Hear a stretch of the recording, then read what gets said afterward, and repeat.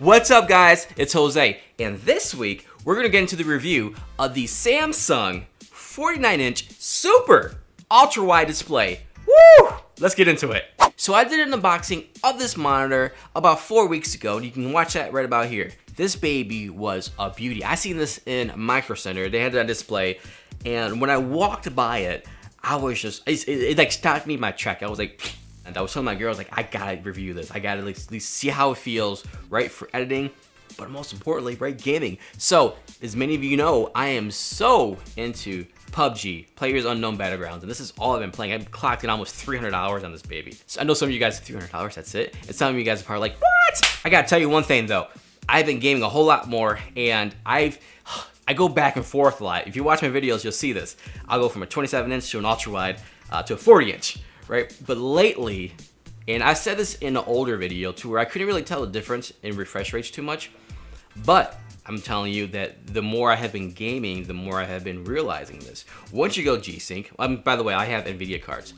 Once you go G-Sync, once you go 144 hertz or higher, and if you can actually hit frame rates above 100 frames per second, whoo, for me personally, I prefer 144 hertz as opposed to a 60 hertz monitor. So anyways, let's get into the meat of this monitor, right? So the showcase winner is what we all know is the huge 32:9 aspect ratio. Holy shit!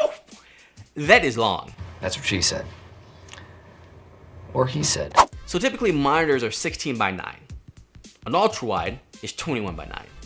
This sucker, 32:9. Good lord. It's just super wide, hence the name super wide. So the idea behind this was, instead of having a dual monitor setup, you can have this monitor and have a seamless, bezel-less just experience. I gotta tell you, that's exactly what it felt like. The resolution is a 3840 by 1080 display.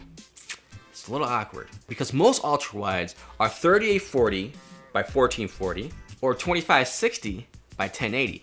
That was one of the most skeptical things that I had in my mind going into this monitor was, holy cow, everything else looks great. 144 hertz refresh rate, 1 millisecond response time, HDR, an immersive experience. I mean, everything about this monitor screamed, yes, get it, buy it, own it, love it. But that resolution. So when I plugged it in, it unfortunately rang true. I am so used to a 1440 pixel density of that at 1080, no, it just didn't work for me. The length was there, but the height, everything just fell short, from web browsing to even video editing. Now, video editing on it was beautiful. The length of it was, again, you feel like you have so much more to work with. But the 1080 resolution, it just didn't work for me at all.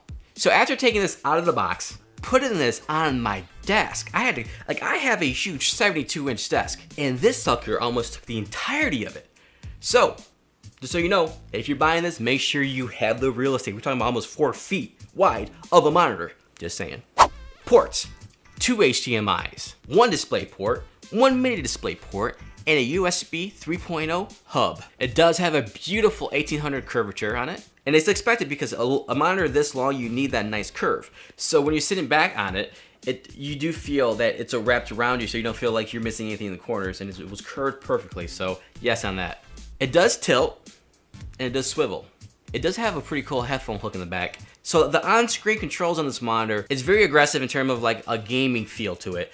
I like the look. The menu system is very easy to navigate around. It has 3 preset buttons underneath. The 144 hertz is already clocked in, so you don't have to overclock it. This monitor, like the Quantum Dot 34-inch monitor that I reviewed a few months ago, it does have the Quantum Dot display, the QLED. All that means is that it uses nanoparticles to give you better lighting and better color representations than other LEDs.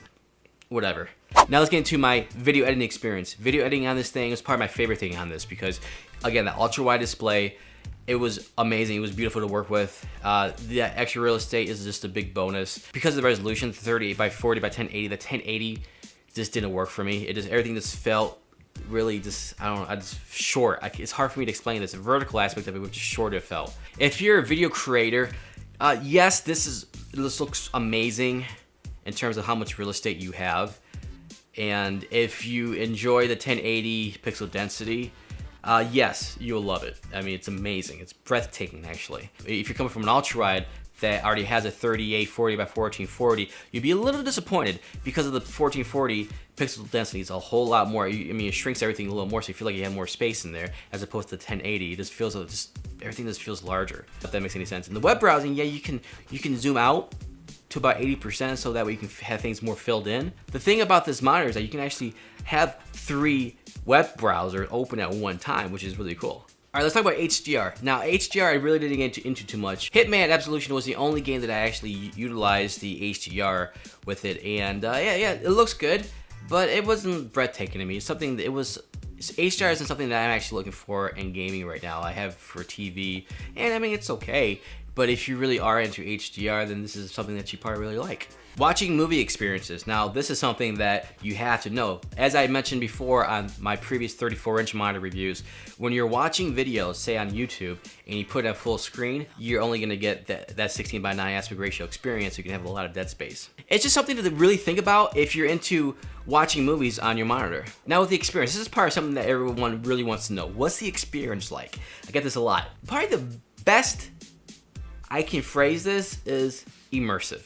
It's completely immersive. There's something that's really cool about having a bezel-less display that's just like, whoo, it's really cool. So playing games with this, in my experience, I mean, I was like in awe. I was like, what? Playing PUBG on this, I was just like, I'm sold. I love this. This is awesome. And then I started realizing something. Wait a minute. I kind of feel like it's stretched out.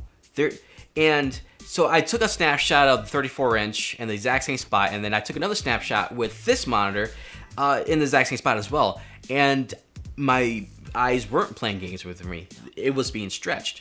So as you see in the picture, you see that it's just being a stretched image on a 32:9 aspect ratio compared to 21:9. So I was thinking like, oh, this is why would I have this monitor if it can do that? Why not just stick with a 34-inch ultra-wide display and just be happy with that if I'm getting that same image stretched out to here? I mean, what's the big deal? What's the big difference? Especially when you look at the price point. So I started looking into this, and I realized that a lot of first-person shooters aren't optimized to play in 32:9 aspect ratio. It's optimized by resolution, but it just gives you a stretched out image. One of the games that I found was Rocket League, and it was actually optimized to play in 32:9, and whoo! Now you want to talk about an immersive experience? That was pretty sweet. But we buy our gear based on our needs, and I say this all the time. So this monitor, I wanted to optimize my PUBG experience, my first player shooter experience, my video editing experience, and unfortunately, it didn't fit. It dropped the ball for me, personally. So with that said, this is the reason why I am not keeping it. This is why I'm returning it. I cannot justify this amount of money for something that I can get in a 34-inch monitor for the games that I play and the things that I do. I am not taking away that this monitor is freaking awesome. It is immersive. If you're coming from 2 1080p displays or a triple monitor setup that are 1080, and you want something that's just one monitor, you will absolutely love this. If you find games that are optimized for 32:9 aspect ratio, you will absolutely love this. If you're coming from like an Acer Predator 34-inch 3840 by 1440 or an Asus or any 34-inch with a 1440 pixel density, you will like it. You would like the view of the monitor, the size of it, but your experience with it will be lacking of. And again, my friends, I'm just being completely honest with you, so that way you know what to be prepared for when you do purchase this or if you decide to. So I'm hoping to help you make that decision better. So again, I'm not telling you not to buy it, but I'm just trying to help you make that better decision if you're planning to. So that's it for me, guys. Again, these are just my thoughts about my experience with this monitor. I give you the reasons why I'm not keeping it, but I also give you the reasons why you should buy it if it interests you. But please, any questions you have about this monitor, leave them below. I will personally answer them for you. But besides that, don't forget to subscribe. I got many more videos coming up with reviews, unboxings, camera techniques, a whole bunch of stuff coming your way. So don't forget to subscribe so you don't miss out on those videos. But besides that, leave a thumbs up or down if you're into that. And I'll catch you guys in the next video.